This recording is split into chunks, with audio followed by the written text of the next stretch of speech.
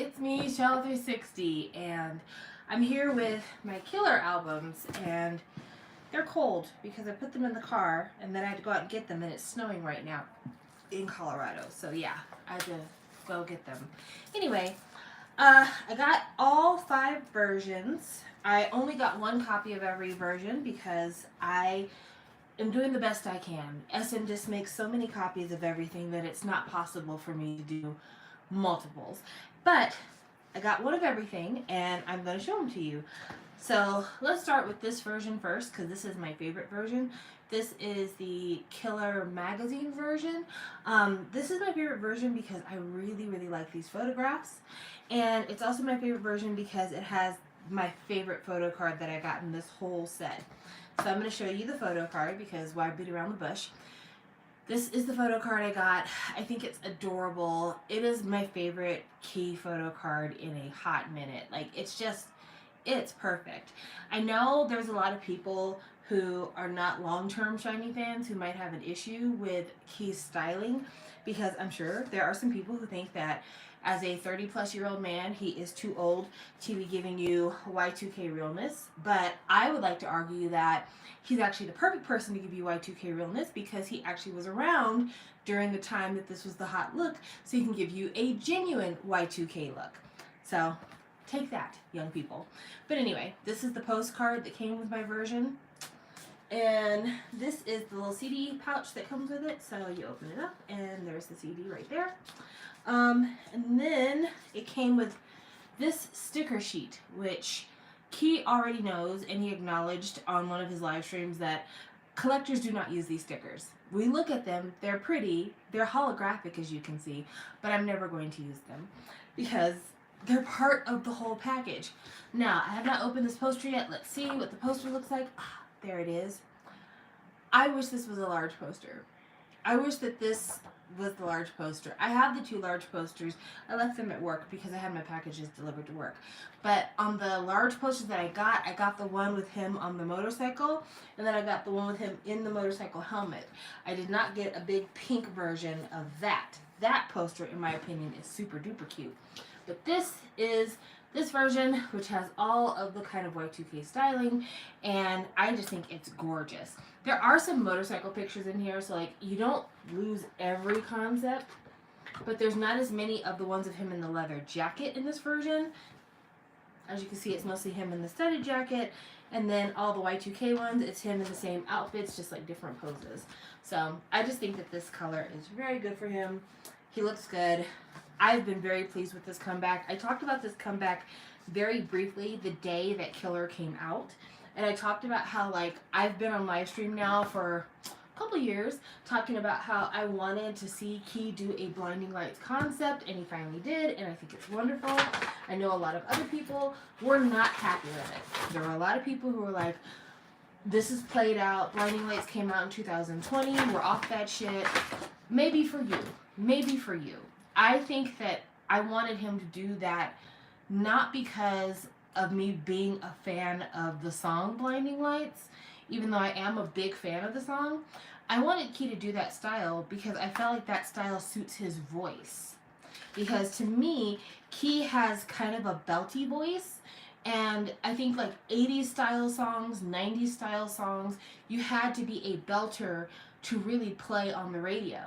And so I wanted him to do a style that kind of fit the fullness of his voice, and I think that this fit him perfectly. The next version I'm going to show you is the Sminny version right here. So this is the card that came behind on the Sminny, so you can see that. It's very reflective, very shiny. And then you open it and there's nothing there.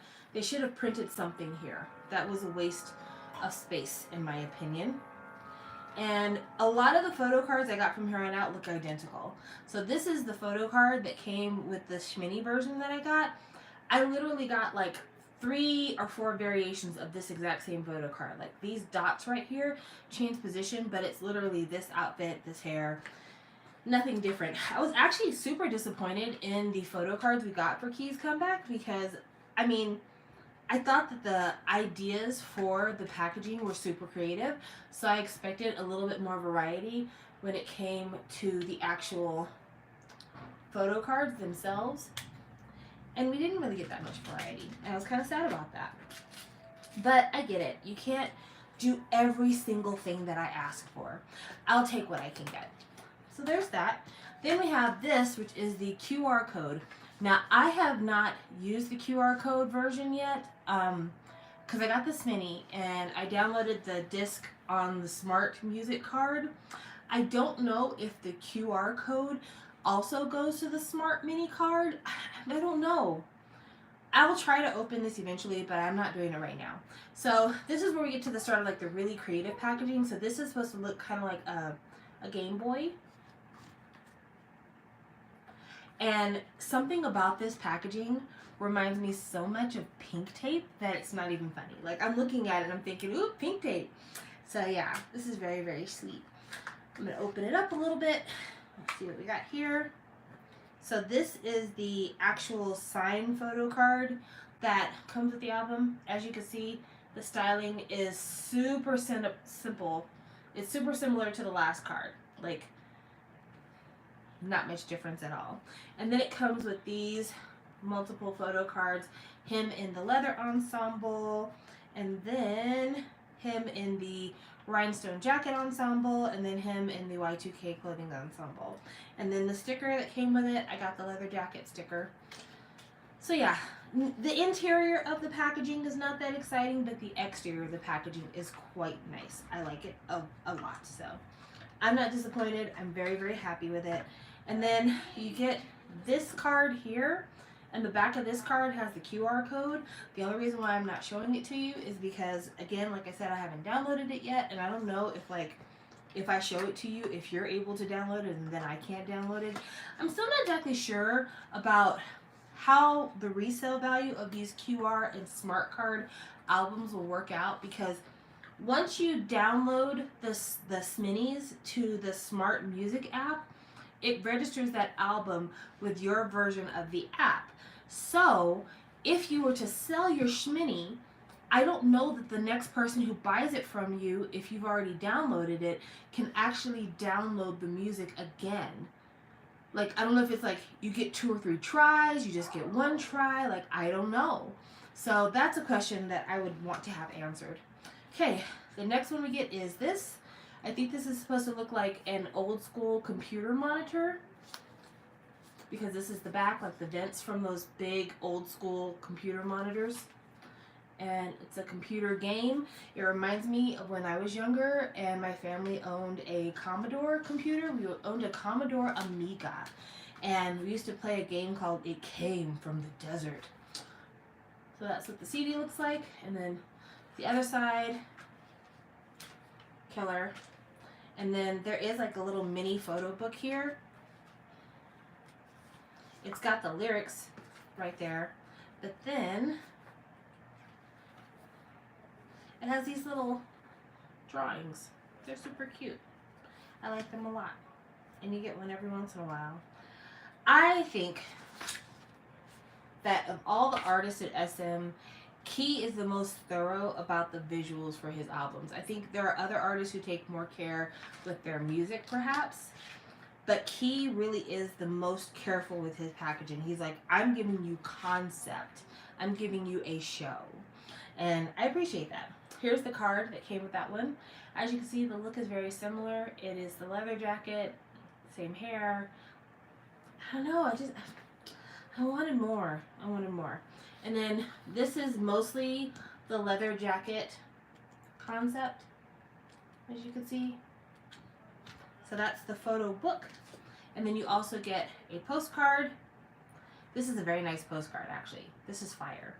And then you get these stickers that are backwards. I believe they are stickers. I don't think they're tattoos. But they might be I think these might be tattoos. Now that I'm thinking about it, this might be tattoos. Alright, well anyway, there's that. And then of course you get your Everything advertisement. So that is the other concept. I'm going to try to put this back together. That's the only thing I hate about this particular packaging, is it's a sleeve. And if you know me, you know I'm not a big fan of the sleeves anyway, but if I'm going to pick a sleeve, I'd rather have a plastic sleeve, because paper sleeves can tear. And the last thing I want to do is tear an album that I paid like 15 plus shipping for. Alright, put this in here. Okay, I think I got it. Yep. Back. Alright, and the last one we have is this one, which looks like a video game that you would get at like Blockbuster Video. I think it's really, really cute. This is probably my favorite packaging out of all of the packaging he's done so far for his album. I love that he says that this completes the retro series. So if you're not aware, it's a series. So Bad Love was the first part of the retro series, which it was supposed to be like a B movie, kind of 60s, 70s, maybe early 80s thing. And then Gasoline was supposed to be like for sure 80s. And that's why it had the VHS version. So yeah, this is the end of the retro series. And when you open it, it has the little cartridge here. That's what that's supposed to mimic, is a cartridge, and then a photo book, and then behind the photo book is the CD. And the cartridge is actually a mini photo book. So that's really cool. The photo card for this version, there were 2 cards. You got this card, which is like an avatar card or character card, and then you got this card, which is Motorcycle Jacket card. So yeah, same old, same old. And then this little photo book right here is mostly leather jacket pictures. Yeah, mostly the leather jacket pictures. And then the cartridge is pretty much the same thing. I'll get that open here. The cartridge is actually really hard to get out of the packaging. When I went to go get it out of the packaging when I first opened this, I was so afraid I was going to tear it that I got freaked out whether or not I wanted to try to put it back in. But, ooh, this is the shiny jacket, leather jacket stuff. So there you go. But yeah, that is the entirety of the Killer album. So I'm glad I had a chance to show that to you. And for some reason it's showing that I don't have but 1 viewer. That's weird. I wonder if everybody got off the chat. That's okay. I have other stuff to talk to you about, and if it's just me talking, I don't care, because I like to chat. See if I can put this back in here, though. That's very difficult. There, I think I got it. But now I gotta put this other stuff back. That's the only thing I don't like about this version of the album, is that it is very hard to put back because it's a games cartridge. And it's got like all these little tabs and stuff in there that are very hard to get things in without tearing the photo books. Ugh. Work with me, Key. There, I think I got it. Yeah, I got it back in. Yay, we did it. Okay. Now that that's done, a brief update on the SM saga, because girls, boys, girls. What the fuck is going on? Like, seriously, what the fuck is going on? So, the last time, maybe, the last time I talked to you guys about SM, I told you that I had a bunch of pages printed out and that I was going to talk to you about all of this information. And between then and now, so much more has happened. And I'm just like, I'm tired of printing printer pages. I'm tired of trying to retype stuff. I don't have the energy to do it. Like, this is the 23 pages that I was telling you about, that I was going to talk to you about in my next video. So yeah, I was prepared. So instead of doing all of that, I'm going to read a little bit of it just for reference and then talk, and read a little and talk, but I'm not going to go through every single page. So SM at the end of 2020 was deep into the virtual reality concept. At the center of this movement is the company's founder and CEO, Isu Man, who is credited for developing the concept of neoculture technology, a convergence of systemized culture and technology now used as the company's fundamental operating system. The group name aespa takes the first letter of both avatar and experience and fuses them with the word aspect to convey an experience of meeting another self. The group features 4 members who each have a unique avatar twin, making it equivalent to an 8-member group. I just wanted to say that because I had never really paid attention to how the name aespa came about. Now that I know, it's so incredibly stupid. It's so incredibly stupid. Avatar Experience Aspect. You know, I used to think that NCT was the stupidest name SM had ever given a group because it stood for Neoculture Technology. I think that's Is who that wins. what it stands for? Yes. I think aespa wins. I think aespa wins. Anyway, so in 2020, SM and Isuman were still pretty happy with one another. SM pretty much was Isuman's personal playground. There hadn't been anything to shake him up out of his personal kind of fiefdom over there at SM. He was going to do anything he wanted all the time. And I have a couple of paragraphs here about Isuman's early days, just to give you some background on Isuman, because a few of you might not know much about him. Isuman was born in 1952. You know what that means? That means that man is 70 years old. He'll be 71 this year. So, he was 70 years old. He attended Seoul National University on and off between 1971 and 1979. Why was he attending school on and off for 8 years? Because during that whole time, he was trying to be in several Korean music bands. He was in a band called April and May. He was in another band that had a couple of, it was called Masam Trio, I guess. He had another group called Isuman and the 365 Days. He had a whole bunch of groups he was trying to be in. He was basically a semi-failed musician. So it wasn't that he was like a horrible musician and no one had ever heard of him. His group did have a couple of hit songs, but he was basically like a B2B. Put it that way. And I'm not making fun of B2B at all. I actually enjoy B2B. But I'm just saying, it was one of those ones where like moderately popular, but not something that people were shaking the table over. Well, because his music wasn't going so great, in the early 80s, Isuman decided to leave entertainment in order to pursue a career in computer engineering. This is the reason why he's so fucking obsessed with virtual reality and all this other bullshit, because for him, this is like kind of in his wheelhouse, his field of study, if you will. So he's like, yeah, I studied computers. I think computers are our future. Neoculture technology, avatars, fun. So yeah, as he was in California working on his master's degree at California State University, Northridge, he witnessed the rise of the superstars of the MTV generation. So we're talking Madonna, Michael Jackson, Prince, that kind of era in American culture. And he set his sights on laying the foundation for the modern Korean pop music industry.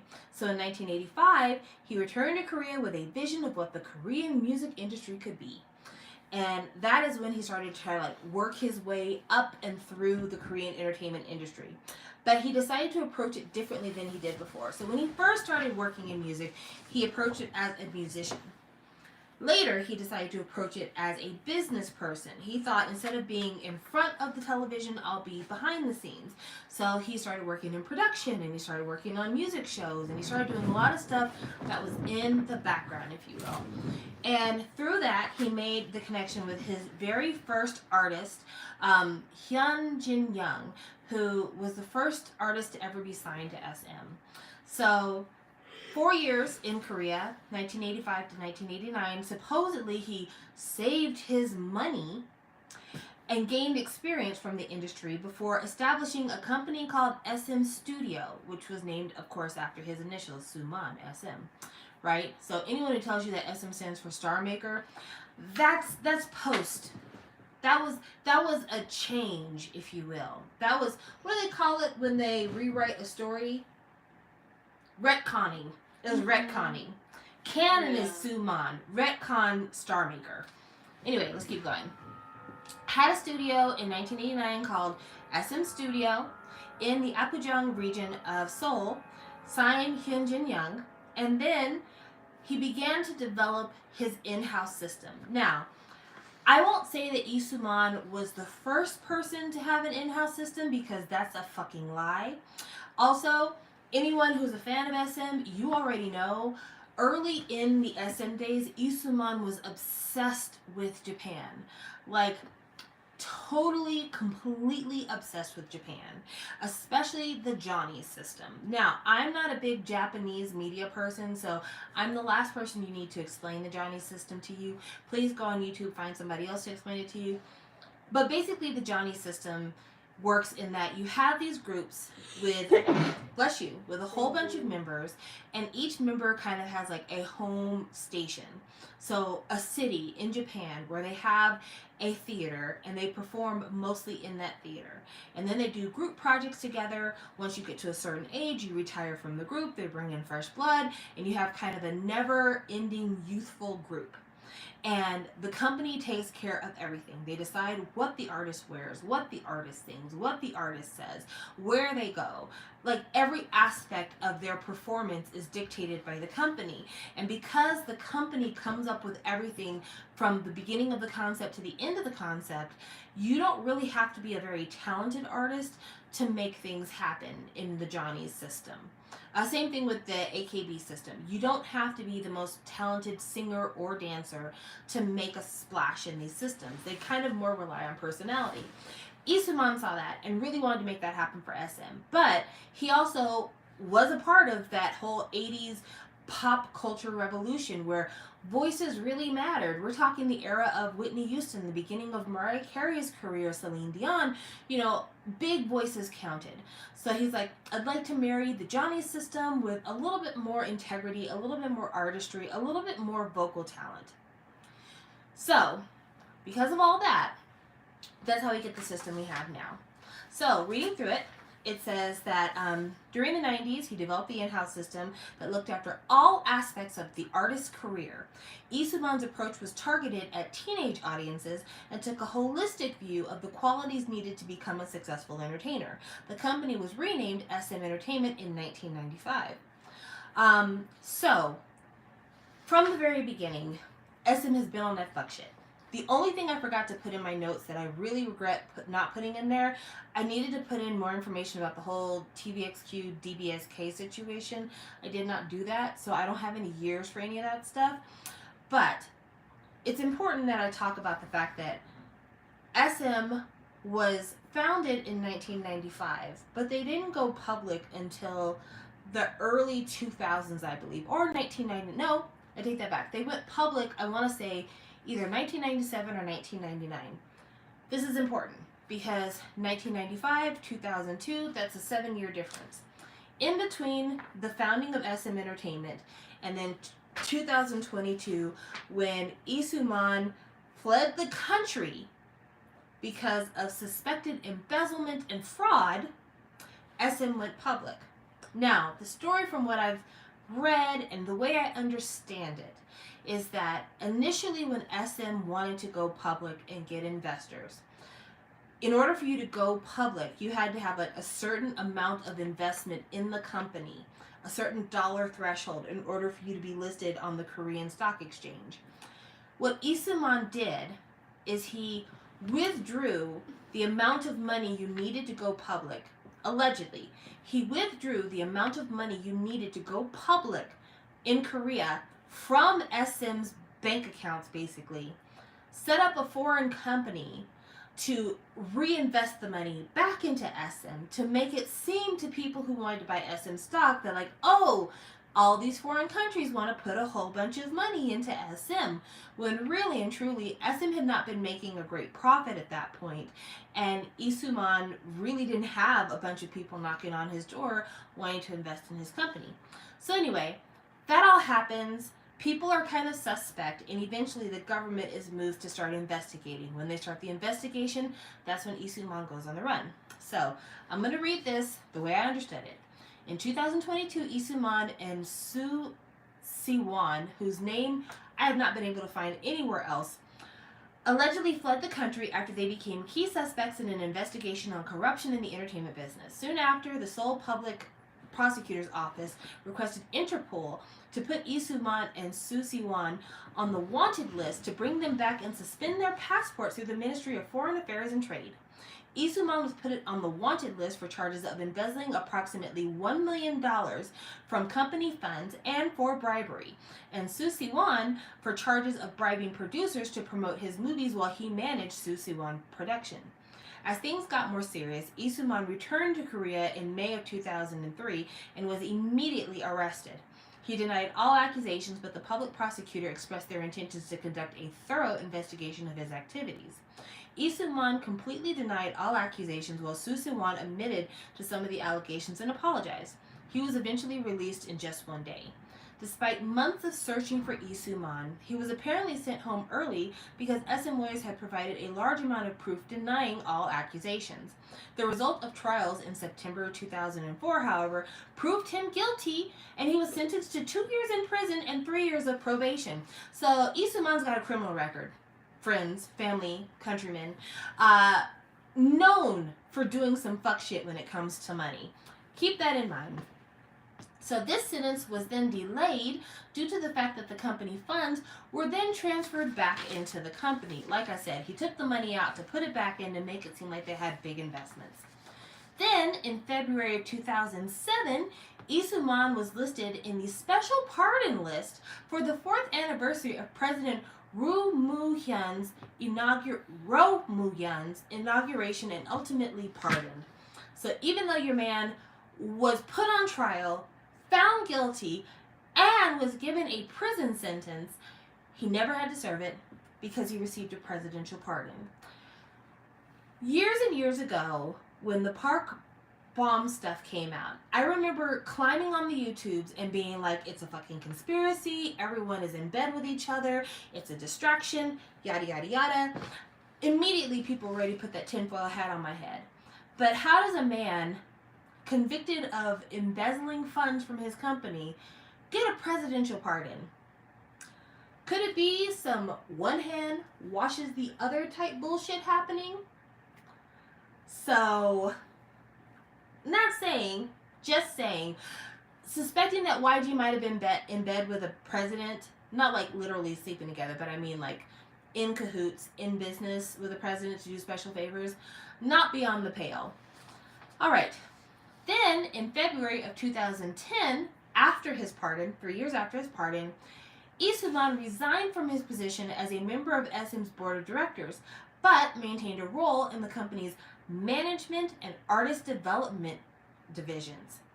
Then, 2 years later, in 2012, SM Entertainment faced investigations for offshore tax evasion, which they also denied.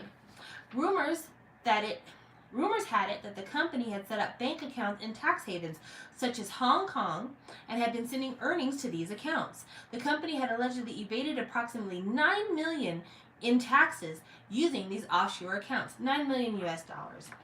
Hong Kong is an interesting location. It comes up many, many times in the story of Lee Soo-man. Furthermore, near the end of 2017, the Justice Party of Gyeongsang-nam-do demanded the suspension and investigation of SM Entertainment's Changwon Culture Complex town for receiving various preferential treatments. So you remember when SM told everybody that they were closing Cotex Artium?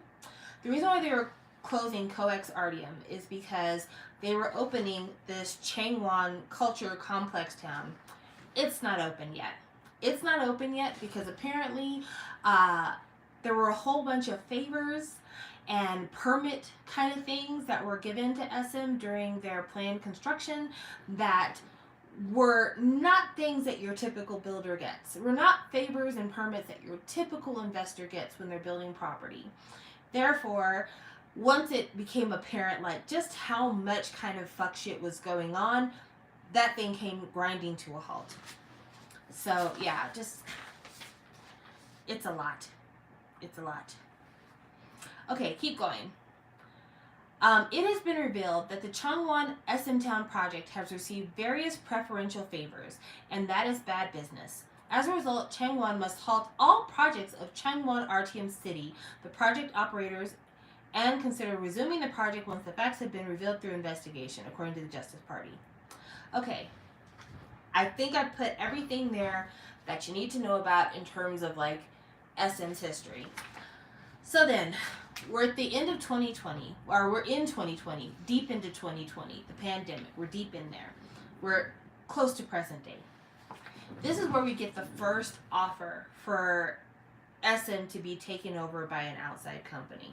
So at this point in 2020, we have the entire history of SM has gone by in terms of like HOT, Sekis, you know, all these big groups that came out of SM. We're talking Shinhwa. I don't think Sekis came from SM. I don't know why I said that, but HOT, Shinhwa, DBSK.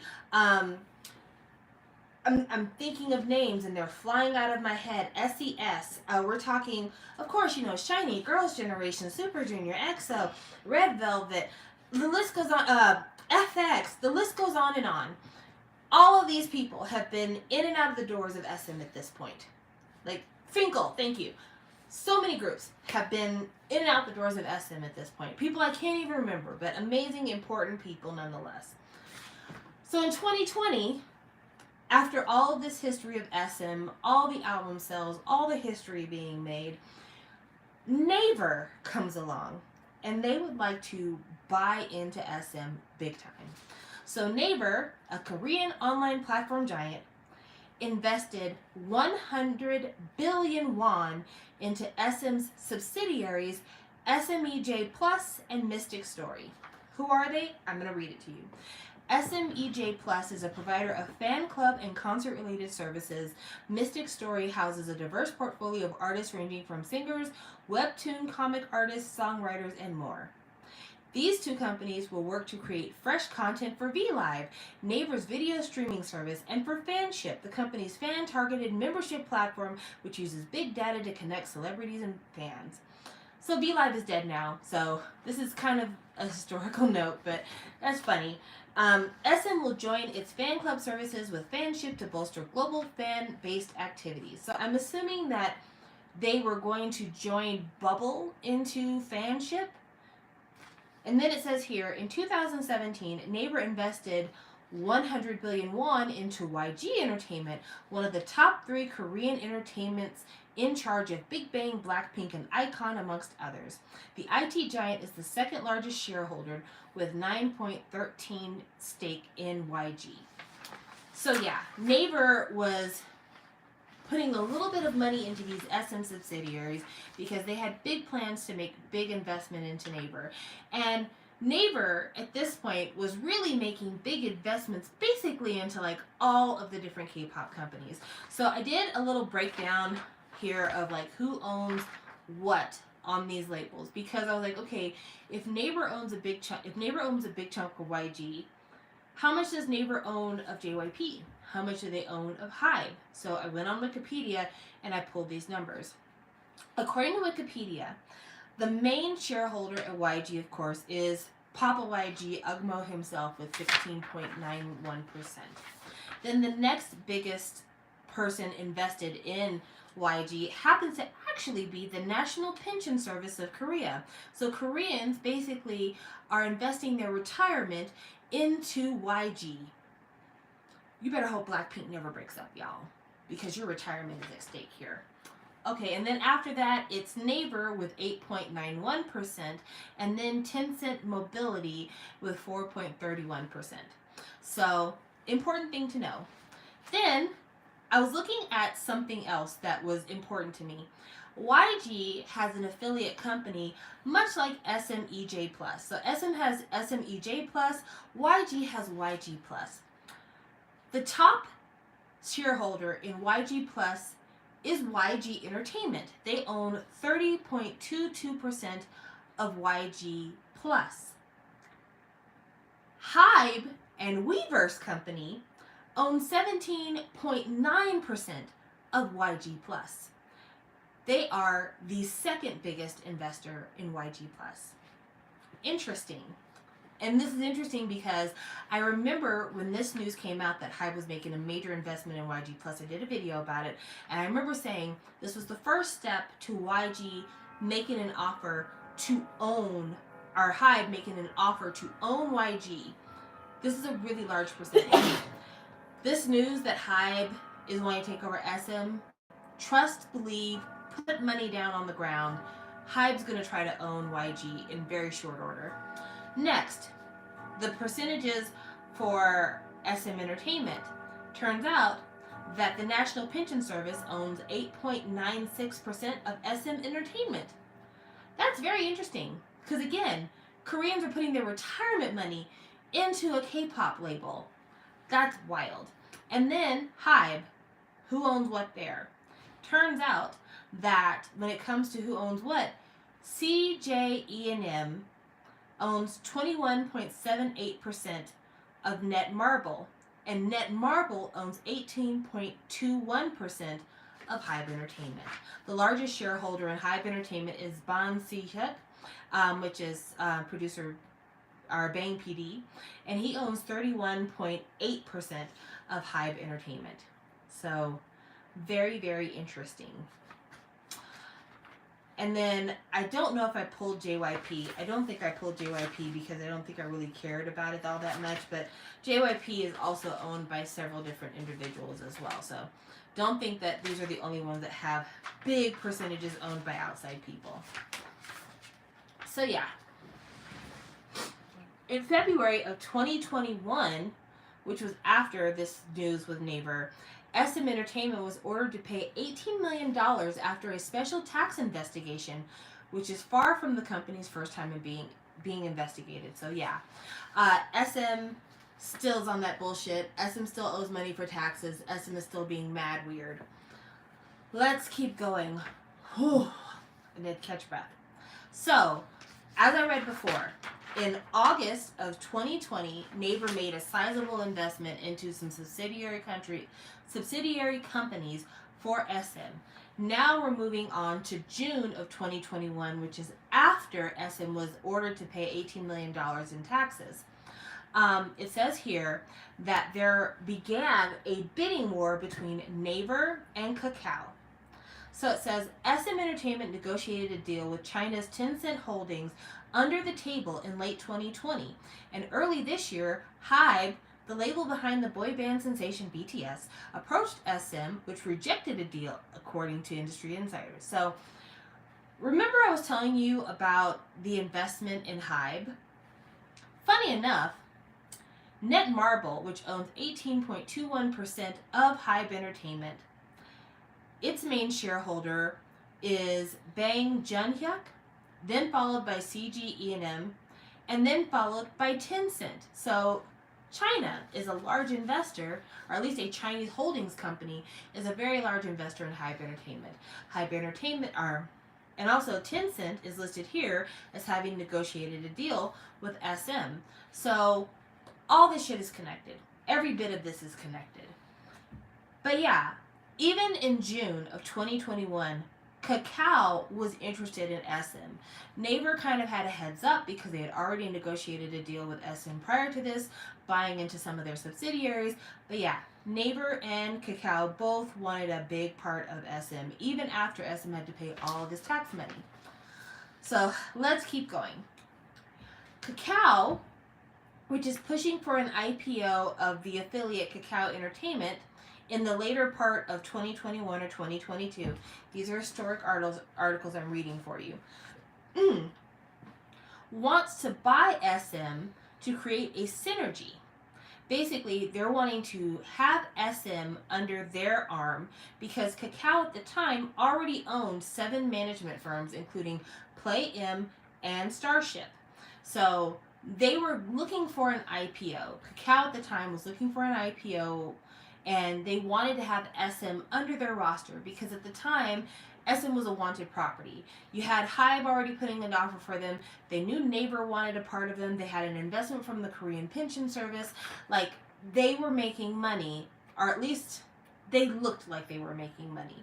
So Kakao was thinking, okay, if we can get SM under our belt, then absolutely we would look really good to any potential investors of Kakao, because Kakao already has its messaging platforms, it has its online platform presence.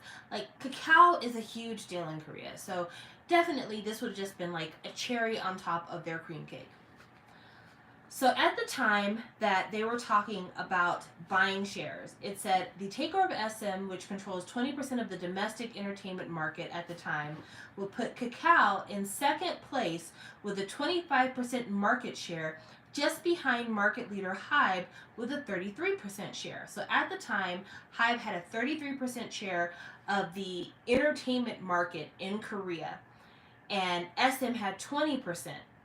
And Kakao wanted that because Kakao only had 5% of the market share. I mean, Starship has Monsta X and a couple of other groups, but Starship really wasn't killing it in the way that they needed to be in order for Kakao to be a huge success.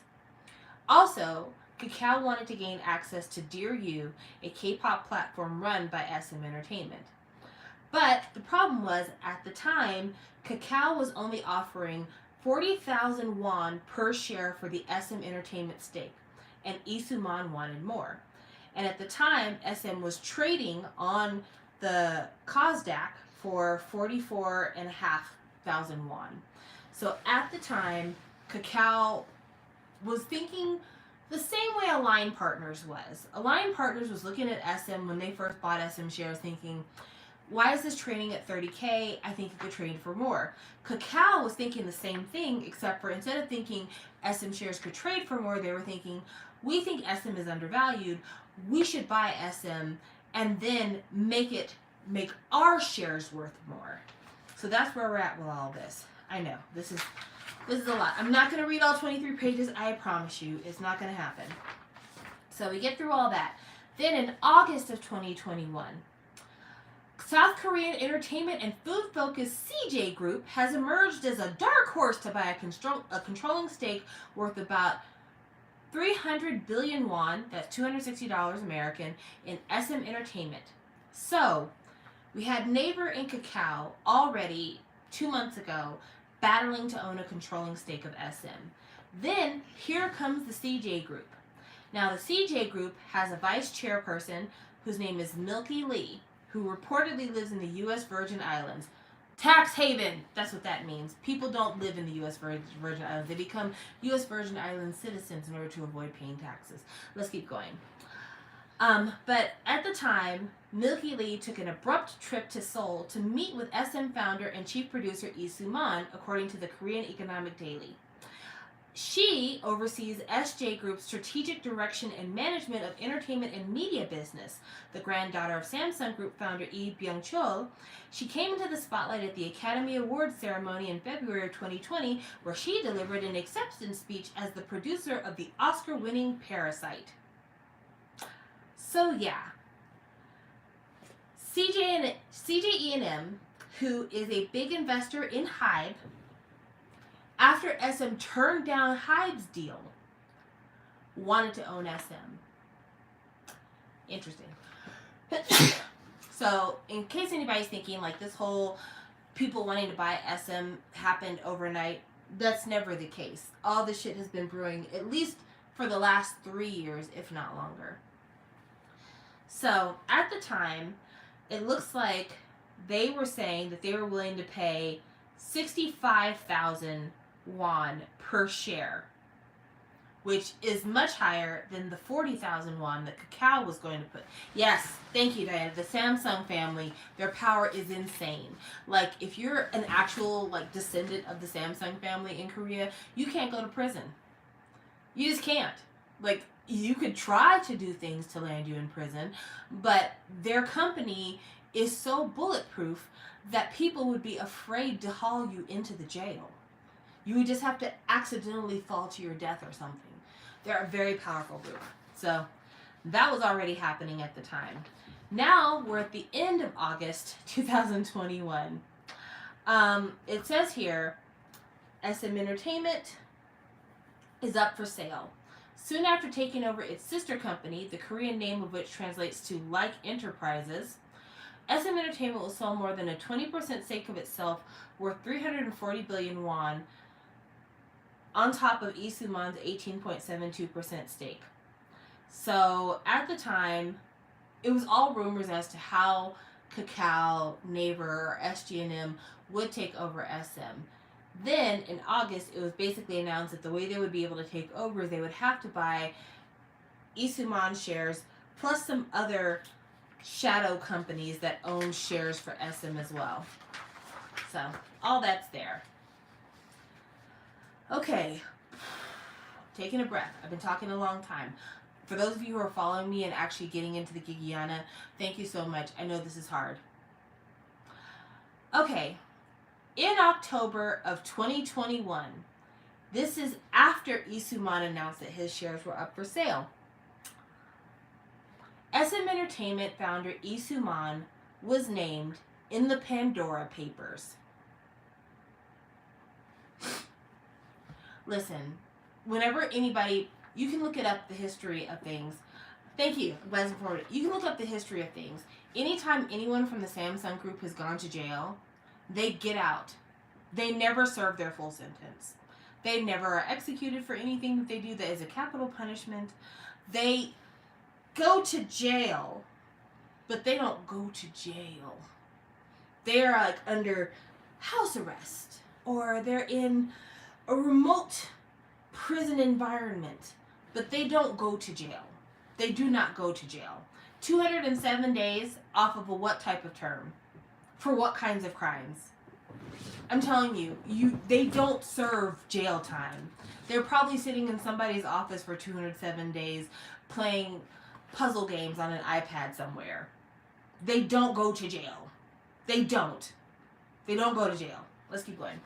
Okay, so October 2021, Isuman was named in the Pandora Papers, published by the International Consortium of Investigative Journalists, ICIJ.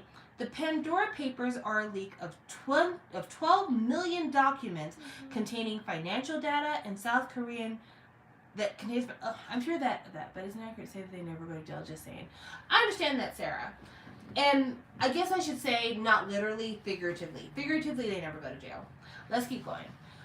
Okay, so sorry I'm taking breaks, guys. If you look at the live chat, you'll see what I'm talking about when I'm taking breaks, in case you're watching this when it's not live. Let's keep going. The Pandora Papers are a leak of 12 million documents containing financial data, and the South Korean-based Newstapa has reported that Isuman was hiding portions of his wealth in multiple shell companies set up in Hong Kong for the purpose of tax evasion. Do you remember I was telling you about Hong Kong? Keep that in your mind. Here's why. Among the 8 firms based in Hong Kong and found to be connected to Isuman and SM Entertainment, 5, including Success Maker Investment, SM Investment, get it? And JG Christian Charity Foundation used a nominee service to hide the source of funds. The SM founder, however, is named as a beneficial owner in many of these firms, according to internal documents obtained by Newstapa. E was mentioned 399 times across 280 documents among the cache that includes 11.9 million files exposing secret offshore affairs of world leaders and the elite. SM Entertainment, yada yada yada, the Hong Kong companies, which the reporting implied to have been established and operated within E's offshore concealed assets, were founded by James Hee-jae E's assets in Korea, the father of chief producer Lee Soo-man, SM Entertainment said in a statement. Lee Soo-man's father's assets in Hong Kong were first inherited by his wife, Grace Kyung-yeon Lee. They were eventually donated to JG Christian Charity Foundation upon his will under his wife's name, the company explained. Lee expressed regret over the report that the Hong Kong-based companies were established illegally, unlawfully, or in any way that evades the law in order to purchase overseas property, that chief producer Lee Soo-man was behind all of this. So, in the Pandora Papers, amongst all the fuck shit, it had been exposed, basically, that Lee Soo-man was playing name games in Hong Kong trying to hide money. And this is after this was exposed after just the summer of the same year SM, the company, was ordered to pay $18 million in back taxes to the Korean government. Coincidence? I don't think so. Especially because this is a man that has a history of embezzlement and tax fraud, according to the history. Let's keep going. So about 2 weeks after that, CJ E&M was in exclusive talks to acquire 19.37% stake in SM Entertainment. So Kakao was considered a strong candidate, but decided to drop out of the bid, making CJE&M the sole bidder. Now, obviously, we know that CJE&M didn't win the controlling stake, otherwise we wouldn't be where we are today. But it is important to remember that Kakao tried to get SM early on and got outbid by CJE&M. So it's not surprising that Kakao would run a dark horse race to be the one to get SM at a later date. So that was October 15th of 2021. Now we're moving to March 11th of 2022. Now, this is where it gets interesting. Kakao never gave up.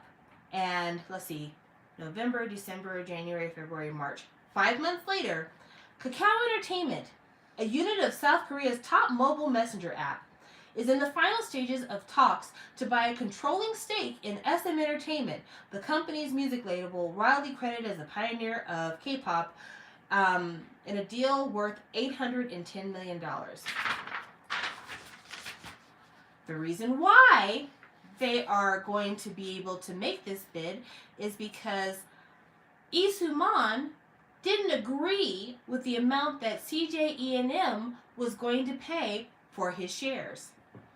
So that is the reason why they decided that they would listen to Kakao's offer, because apparently CJE&M at the time, what were they willing to pay? They were going to be paying anywhere... Okay. I wish they had. That would have been awesome. Diana made an excellent point about a talk that Suho and Lee Soo-man made. Anyway, at the time, it looked like CJE&M was going to pay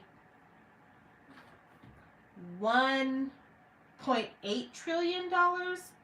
No. They were going to pay 300. There's so many numbers here.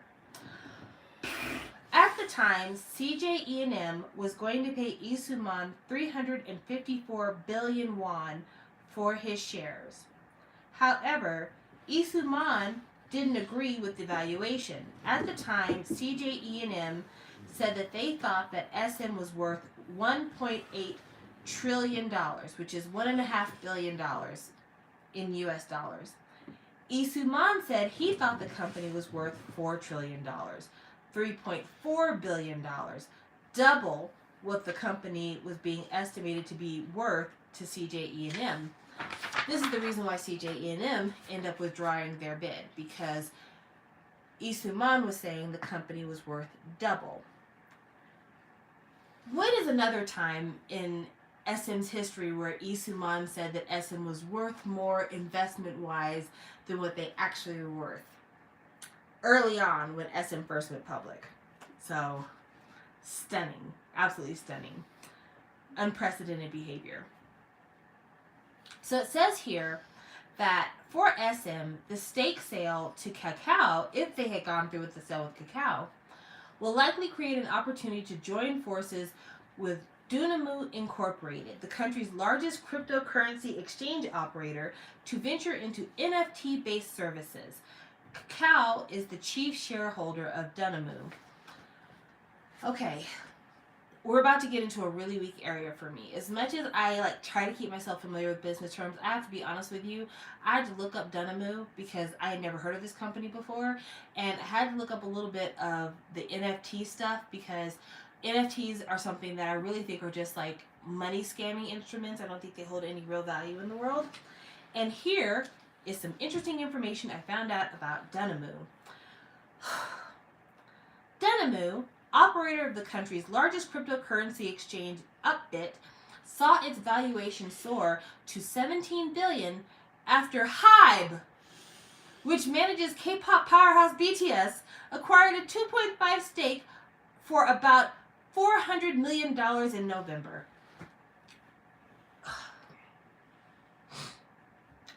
Dunamu is Korea's largest cryptocurrency exchange operator. There have been a lot of issues with cryptocurrency exchange operations services. There was recently like this company in America with this guy, Sam, what's his name, where him and his friends were like fucking around and spending their money on pot, and they basically were running a scam, and then their whole cryptocurrency thing went broke. Do you remember what I'm talking about? The guy with the curly hair is in his 30s? Maybe. Anyway, cryptocurrency exchange, just look them up. There's a history of like people going missing, people faking their death, people scamming and embezzling. It's a whole thing. This is a crime. Anyway, Hybe spent 4 million doll hairs, not one, doll hairs, getting a 2.5 stake in Dunamu. Do you want to know how much Hybe paid for Isuman's stakes? Or at least his main stake in SM? Not even $400 million. They paid like $360 million for almost 19% of SM Entertainment. That is how far we've gone down the road with this cryptocurrency bullshit. That 2.5% of a crypto company is worth $400 million, but 19% of a K-pop company with a 20, almost 30-year track record is only worth that 2.5% stake of a crypto exchange company.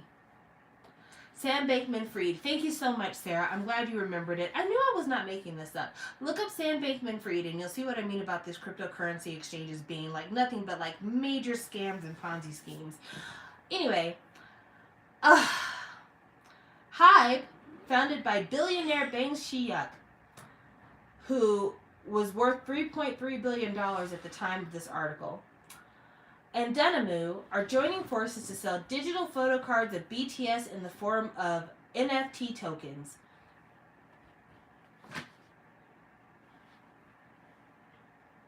You know, I mentioned earlier that the Korean National Pension Service is an investor in Hybe. These old people in Korea probably have no idea that these folks are playing in their money and using their money to invest in cryptocurrency and NFTs, which in and of themselves are nothing but scams. Scams for Wall Street bros. Y'all are fucking away these old people's money. You've just wasted $400 million of these old people's money. You ought to be ashamed of yourself. Anyway, let's keep going. March 28th, 2022. Kakao has hit a snag in its talks of buying a controlling stake in SM Entertainment. So they were going to do a almost 1 trillion won deal the week before, trying to buy SM. They were going to buy the entirety of Isuman's 18.27% stake in the company, as well as purchase shares to be issued by the entertainment giant to increase its ownership. Isuman was expected to put the proceeds from the stake sale back into unlisted Kakao Entertainment to buy its shares. Do you remember what I told you? That if Isuman got paid by Hybe, he was going to use his money to reinvest in Hybe and try to get a board share? That was what his plan was with Kakao. I knew I wasn't off base with this. So, from the way that this reads to me, Isuman, the whole reason why he sold to Hybe is because the two co-CEOs of SM said they were going to reissue the shares to allow Kakao to have a majority stake in SM Entertainment. But in March of 2022, almost a year ago, that was the exact same plan that Isuman was floating to Kakao when they were going to buy his shares. Literally, it says right here, under the agreement, Kakao was to purchase the entirety of Isuman's stake in the company, as well as purchase shares to be issued by the entertainment giant to increase its ownership.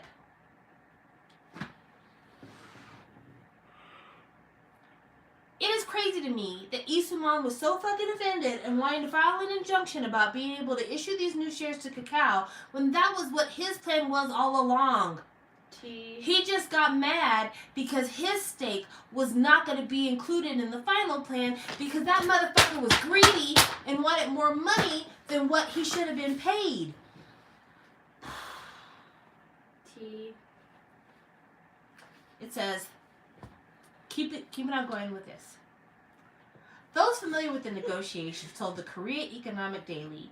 I got all this information from Korea Economic Daily except for the thing about the Pandora Papers. I got that from the Asian Junkie. Just want to make sure I give credit where credit is due. Those familiar with the negotiations said that the latest delay is due to E reportedly asking for an additional clause to his contract to maintain the current level of management rights to SM. Industry insiders say that the SM Entertainment founder also requested a hefty salary, possibly in regards to the additional revenue he brought in through a boutique firm wholly owned by him. Through the independent company called Like Production, Like Planning, Lee Soo-man receives 24 billion won in royalties from SM the year previous. $21 billion in royalties. The logic is that if Kakao Entertainment acquires SM Entertainment, it will not be able to channel that level of funds into the boutique firm. Industry insiders say that E must have calculated the salary figure to compensate for the potential loss in profits.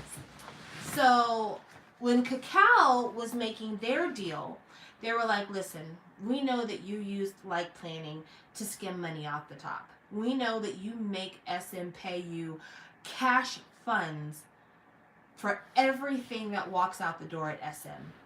And we think it's done through some very unfair and frankly disadvantageous agreements for the company. Therefore, we want to cut all that shit out. And Lee Soo-man's like, but if you don't let me scam off the top using Like Planning, how will I make my millions and millions of illicit funds?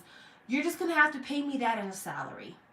Instead of giving me $20 million a year in Like Planning profits, you're just going to give me a $20 million salary. Anyone who says that Lee Soo-man sold his shares to HYBE because he cared about the music and the artists at SM is fucking off their rocker. I will admit that I was concerned about Kakao buying SM because I had said it in my previous discussion. Kakao could very well target all of the music that comes out of SM to be driven by the algorithm and be like, this is what the trending things are, so this is the only kind of music we're going to release. But I don't for a minute believe either HYBE or Lee Soo-man when they say this whole sale that we're having with SM is because we're trying to protect the artistry of SM. No, Lee Soo-man is trying to protect his money laundering scheme. Okay. Woo. So, on March the 16th, the company held a board of directors meeting and introduced a number of measures to protect the management rights of executives, such as changing the closing date of the shareholder list to 2 weeks prior to a shareholder meeting. Even though these measures did not materialize due to shareholder dissent, investors view that the move was enough to show E's willingness to pull out of the ongoing negotiations with Kakao if his demands were not met. So basically, when Kakao was saying, like, we need to eliminate all this shit with Like Planning, and Lee Soo-man is like, well, then you need to make me a manager, and you need to give me a big salary, and you need to give me controlling interest in this, that, and the other. He then tries to call a board meeting and be like, and we're going to pass measures saying that if you're an executive, you're allowed to have this privilege, and that privilege, and this privilege, and that privilege. This is the reason why Kakao dropped out. This is the reason why Lee Soo-man couldn't make a deal with CJ This is why they couldn't make a deal with Naver. This is why he could not finalize a deal in 2022 with Kakao. Because this man is such a blatant grifter and thief. Let's keep going. March 31st, 2022. This is 3 days after Kakao has stated its intentions to try to take over SM Entertainment. SM Entertainment is posed to have a new outside auditor, a measure expected to bring a much-anticipated shift in the company's government. This is where Align Partner kind of steps in. So Align Partners had been basically campaigning with minority shareholders for months, and finally they had gotten enough signatures and people together to request that an independent auditor come in and look at SM Entertainment because SM's value is currently underperforming compared to its competitors. SM held its regular shareholder meeting Thursday at D Tower Soul Forest in the country's capital. The meeting was pushed back by 2 hours ahead of the vote that was widely expected to be contentious. The voting was not a tight race, as 3 candidates backed by SM Entertainment's board of directors dropped out. As such, Align Partners' choice became the new auditor by default. The incoming auditor, Kwok Jun-ho, is the former CFO at KCF Technologies and currently the treasurer at Oriental Brewery. Okay. At the time that all this was happening, if you remember when we first started this saga back in 2020, 2021, SM shares were trading at about $40,000, $45,000 a share. At this point, after all of these different offers of people trying to buy SM and Align Partners getting in the auditors, the stocks are now trading at $81,000 a share. So all of this rigmarole has been great for the stock price. And if you've been paying attention to the stock market recently, SM shares are trading at above $120,000 a share. So all of this sounds like pettiness and backbiting, but at the same time, this has been massively good for the SM stock share bottom line. If you invested in SM back in the 90s, you are finally seeing some value for your stock here. Okay, experts view the latest vote to be a David and Goliath style win for minority shareholders of SM Entertainment. The smaller players believe the company's government has been compromised by its founder and chief producer, Lee Soo-man. The 69-year-old, at the time he was 69, wholly owns the boutique firm Like Production, through which he received 24 billion won, which is $20 million, in royalties from SM Entertainment last year, which was 2021-2022. To put the figure into perspective, that amounts to 36% of SM Entertainment's $67.5 billion won revenue last year. This man, through his contracts, through his little I completely own Like planning, was pulling in more than a third of all of the cash that came into SM's door. A third of every won they touched went to Lee Soo-man's pocket. Name a company that could happen to anywhere else without people being up in arms. The shareholders are of the view that such funneling of commissions is not in line with best practices. No shit. The entertainment juggernaut, for its part, argues it's in the best interest of its shareholders to respect E's creativity and originality. Meanwhile, this man is not writing a fucking song. He is not dressing a single person. He is not drawing a single album cover. He's not even typing up the album liner notes. He's not doing anything, but his creativity is what is causing them to make money. Get the whole fuck out of here. So, let's keep going. August. Last time we talked to each other was March of 2022. End of March. We are now in August. August 18th, 2022. I know, I don't know how it went on. 20 million in 1 year, Sarah. Keep that in mind. 20 million in 1 year. We don't know how much money he had been stealing from the company in all the years previous. So, yeah. Fuck out of here. Whew. Let's keep going. Send Lee Soo-man to Kwangya because no one else wants to be here. A very sly scam that he tried to make last his whole life. You are absolutely right about that, Sarah. So in August, Align Partners threatened legal action against SM, repeating its call for governance reform. Align Partners sent a shareholder letter to SM's board of directors stating that the company has taken no action in response to its call to review its business contracts with the boutique firm Like Production. Like Production, wholly owned by Lee Soo-man, and it says SM paid $100 million in royalties, which the activist fund says undermines the value. In the first half of 2022, SM paid $8.7 million in royalty to Lee Soo-man, according to Align. That amount is equivalent to 30% of SM's consolidated operating profit during the same period. The letter was issued after the activist fund in March offered support to its shareholders in the continued push to hire an independent auditor for SM. They say, if SM fails to come up with reasonable and specific plans that convince shareholders, we will take various steps in phases, including legal action, to exercise shareholder rights. So, let's keep going. September of 2022, September 16th. So, this is almost exactly a month later. Here's the headline. SM Entertainment announced Thursday it is considering terminating the production contract with Like Planning, wholly owned by its founder Lee Soo-man. The company elaborated that E had expressed his wish to cancel the contract with the K-pop label by the end of the year. He had received $8.2 million in royalty from SM in the first half of the year, 30% of his operating profits. Last year, Lee Soo-man got $20 million from SM through Like Planning.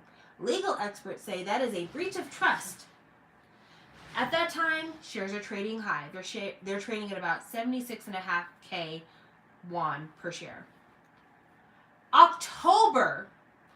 They asked for the auditor in March, April, May, June, July, August. 7 months later, they still wanted a person. September, 8 months later, they still wanted an audit. October. Align Partners says on October 4th that it has called on SM to allow it to inspect and copy the K-pop label's board meeting minutes and account books related to transactions with Like Production. The activist fund also asked for SM to release data on transactions between SM's largest shareholder and other firms which he owns a 30% or more stake. They have set the deadline for response to October the 18th, 2022. SM had announced on September the 15th that it was going to review an early termination of contracts with Like Planning for the end of 2022 and close the termination plans as soon as the resolution passes at a board meeting. On September 16th, the day after the announcement, SM stocks had jumped in price. However, the entertainment giant failed to disclose any contract termination with Like Planning by September the 30th, the date that Align had said they needed to get their shit together. So, that is the reason why they said, we need to see the board meeting minutes because you said you were going to do something. We need to have the paperwork that holds your feet to the fire. Let's keep going. January 16th of 2023. SM will increase the number of outside directors and ban its chief executive from chairing the board as part of an effort to improve governance, according to sources on Sunday.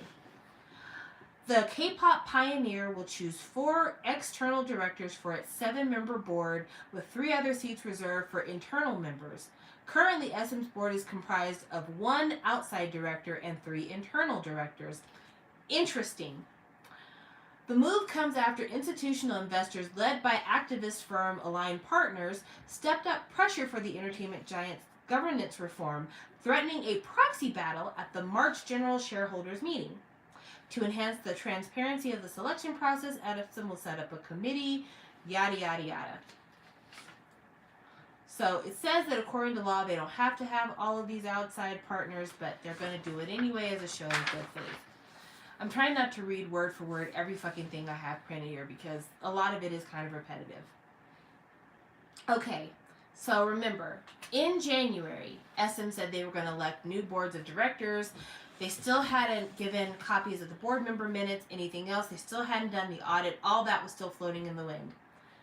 This right here that I'm about to read you is the exact reason why Lee Soo-man became in a hurry to sell his shares to HYBE. Let me read. February 15th, 2023. This is literally like a couple weeks ago. On January 19th, SM Entertainment founder Lee Soo-man received a 17-page document written by South Korea's largest law firm, Kim & Chong, on behalf of local activist fund Align Partners Capital Management. The letter, delivered by the entertainment agency, included a line that says, if SM executives were found to have been involved in allegedly unfair business practices between SM and Like Production and face charges in that regard, they could be sentenced to up to 3 years in jail or an up to $160,000 fine. Then, of course, you know that Lee Soo-man owns all of Like Planning. The document was titled Review of the Current Issues in Relation to Like Production. It was revealed after Align Partners filed proxy litigation against Lee and its 7 former members of the board on January 15th. So, remember we were talking about how January 16th, SM had said they were going to hire a new board of directors and all this other stuff. It is because they had filed litigation against Isuman and the other chair members about all the bullshit that they were doing over the last several years, siphoning money out of SM basically. SM Entertainment also shared 2 legal reports written by 2 other leading Korean law firms with E, which echoed Kim Chong's warning, according to people familiar with the matter. So it says, the paper was delivered directly by the company he established 3 decades ago. But what outraged him the most was that SM Entertainment co-chief executives, Lee Sung-soo and Tak Young-jin, and 2 other board members whom he had believed were supportive of him, were excluded from the final list of the accused. They haven't been in contact with Isuman since Align Partners lodged a lawsuit as a representative of the minority shareholders January 15th. The lawsuit, addressed to E and 7 ex-directors, made it clear that the K-pop pioneer's top management was no more on E's side and had shifted to Align Partners. So, Isuman, who had basically been running SM like a fiefdom as his own personal piggy bank, as his own sipping straw, thought that by putting his nephew-in-law and a company man as the CEOs of the company, that he would be protected from any upstarts or, minority investors who are trying to peer into his business and how he makes his money. The problem was, people were tired of his grift. After so many years of him being so belligerently greedy, people were like, we've had enough. And it wasn't just the people who were outside of Isuman's circle that were tired of the bullshit. It was people within his inner circle who were like, I'm not going to let this man send me to prison. I don't think this shit is fair either. And they took the side of Align Partners and said, if you'll exclude me from this lawsuit, this is all allegedly, these are not facts, I'm not in boardrooms, I'm not even in Korea. They basically said, we are willing to help you get Kakao to take charge of SM. Because Isuman's not doing anything for SM but trying to run it into the ground by stealing so much money. Just keep us out of your lawsuit. Because we were basically appointed by Isuman to make it look good, but we don't have any real power. He was still planning on stealing from the company, even if we were in charge. He was just giving a new face to an old scam.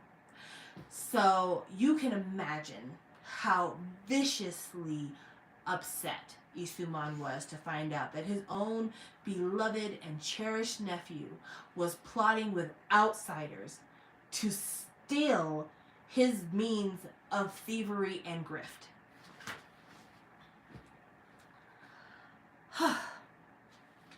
This accusation was separate from the royalty agreement between the entertainment agency and Light Production, which was canceled last year as demanded by the Activist Fund.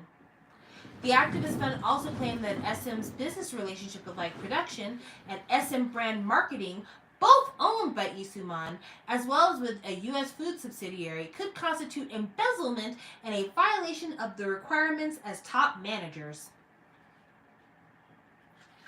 In response, Isuman said he was open to criticism from the hefty loyalties Light Production had been taking from SM, but he argued he was not liable for legal punishment. It seems that Isuman tried to avoid legal confrontations with Align Partners at least until mid-January. On January 15th, a few hours before the Activist Fund lodged the proxy lawsuit, he agreed to accept most of Align's demands in relation to SM's corporate governance. The demands included having outside directors to lead SM's corporate governance reform, taking his hands off of producing SM artists, and setting up a committee to monitor its internal transactions. But he rejected 2 other options, naming Align Partners executives as an outside director or putting a director candidate to a vote by an outside institution. His decision had initially received backing from SM's co-CEOs until Align filed the litigation arguing that E was still determined to maintain his control over the company. So, January 20th, one day after the legal document was delivered to E, SM's top management officially flipped its stance on the founder without giving prior notice to E. Suman. The company announced that it would accept all of Align Partners' demands aimed at its corporate governance reform. E. Suman was excluded from the decision-making process as well. Then, it says here, E. Suman took issue with SM co-CEOs and other current directors' involvement in previous decisions regarding his boutique things.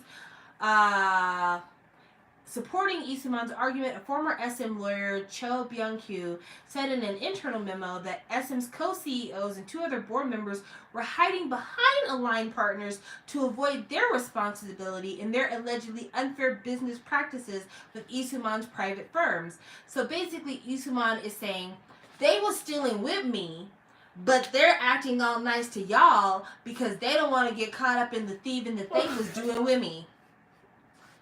Girl, when they say there is no honor amongst thieves, bitches will throw their grandmamas under the bus to keep from being the only one in trouble. This is ridiculous. Okay. Now that E.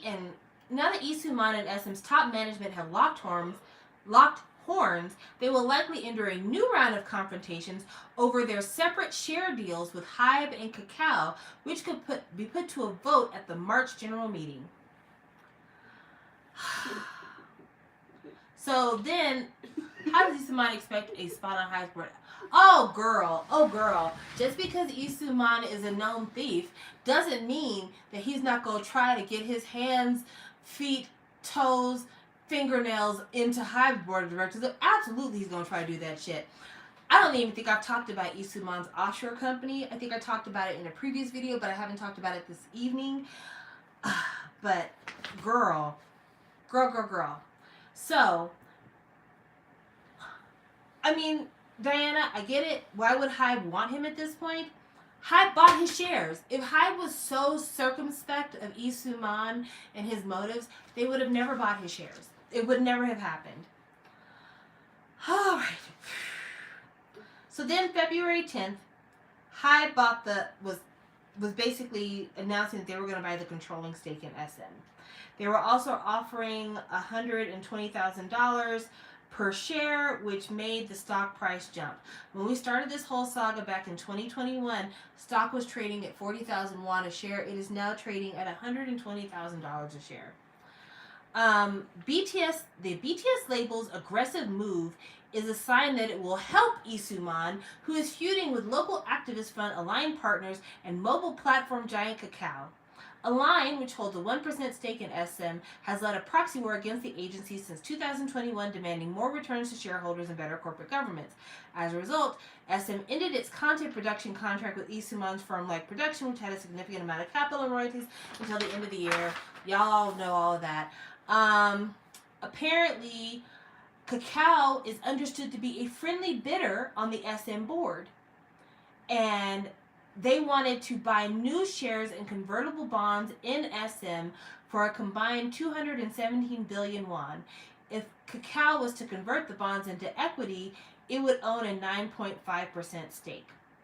So to keep Kakao and Align from winning, and to keep his nephew-in-law, whatever the fuck, from being able to oust him from his company, he sold his shares to Hybe. Let's see. Let's keep going. E. Suman files an injunction against Kakao. Let's see. I'm going to keep going. I'm trying to find the part that I needed to put on here.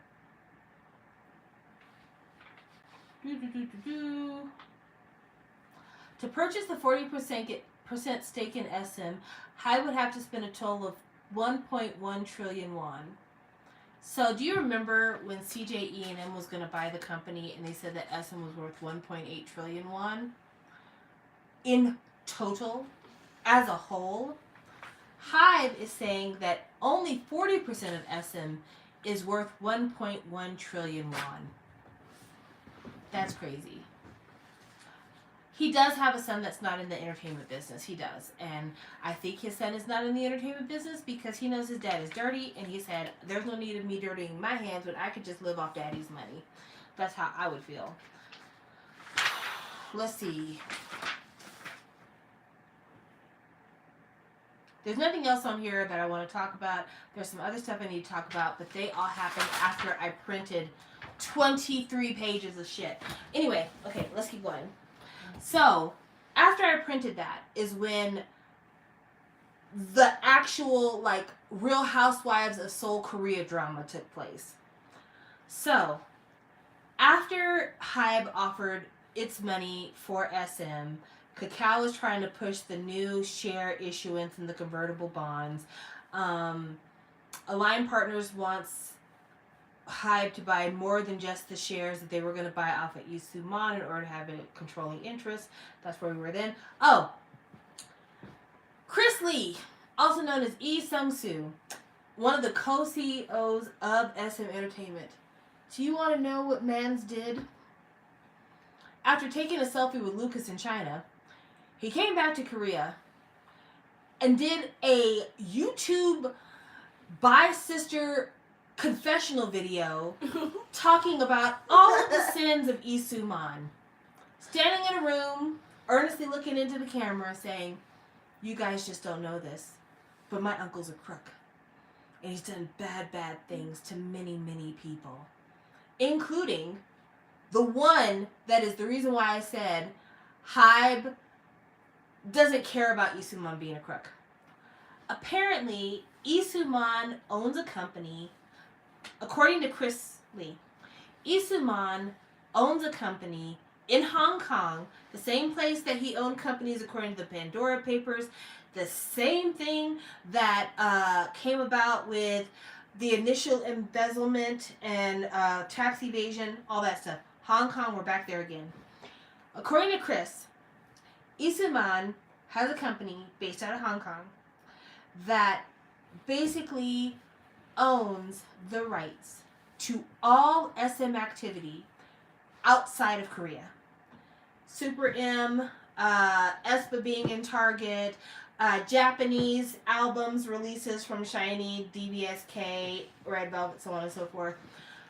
Apparently, this company gets almost all the profits from any activities that SM artists do outside of the domestic market. Not only that, they pick who they're going to sign contracts with. Every individual artist has a direct contract with this company outside of their contracts with SM Entertainment. And Lee Soo-man gets crazy money from that. And the only reason why we're all sitting here talking about like planning is because we were talking about the amount of money that SM pays to Lee Soo-man just like off the cuff. This is a backdoor deal. Because this is money outside of SM Entertainment domestic that Lee Soo-man has been banking with for the last several years. And Chris said, hey, Hybe, you know that company you want to buy? Did you know that we don't make no money outside of Korea because we give all our money to Lee Soo-man? Also, this is the wild part. Did you know that Lee Soo-man wants to open weed festival parks? And he wants people to come and listen to SM music and smoke weed, which Korea absolutely hates. Did you know that he wants to open casinos in Macau and Hong Kong because it's legal there, even though Koreans are not allowed to gamble? It was messy boots. Very messy boots. So that happens. Then, in addition to being messy on Beyonce Knowles' YouTubes, I go on Twitter, I think maybe 5 days ago, last week, Chris has taken over the SM Town Twitter account to list all of the ways that Lee Soo-man has been terrible to SM, all the ways that Hybe would ruin SM if they took over, how Hybe is trying to run a monopoly of owning all of the K-pop industry in Korea. Like, girl, it was... Why are we promoting Key's new album? Onu's got an album coming out. Why are we not promoting that? Kai's supposed to be coming out with a new album. Why is that not being... Why are we advertising the problems that y'all have with Hybe?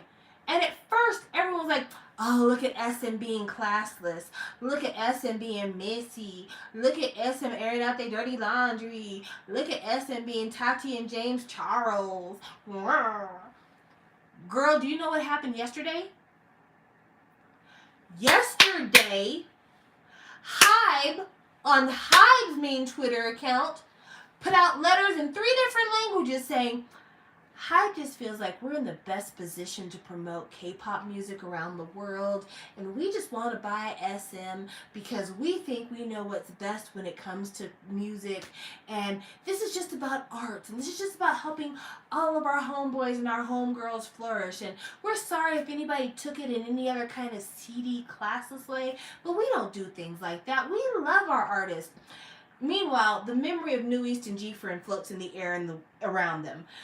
But yeah, we got 2 huge K-pop companies putting a messy mergers and acquisitions drama bullshit on the timeline for those of us who just want to know how many versions of the album are coming out. When is the physical coming out? When is the music video going to be announced? Did anybody get a CF deal? Is anybody the new face and brand ambassador for a fashion label? No. Now, not only is it an argument in the fucking boardroom and at the family reunion, but now it's an argument when I need to be hearing about when the comebacks are happening.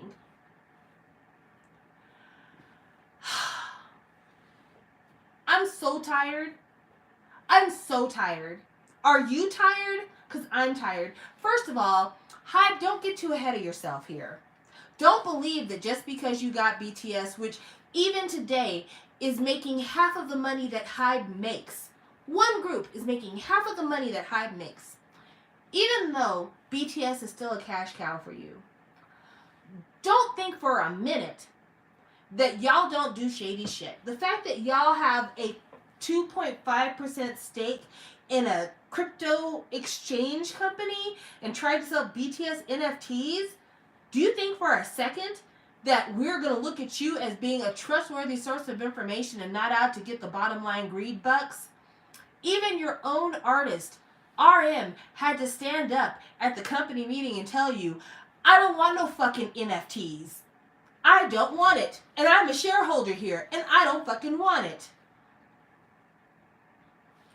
Anyone who is deluding themselves into being a company stan for anything other than the artist and believes that Hybe is some utopia paradise for artists to go to and grow and anything else, Hybe is lucky.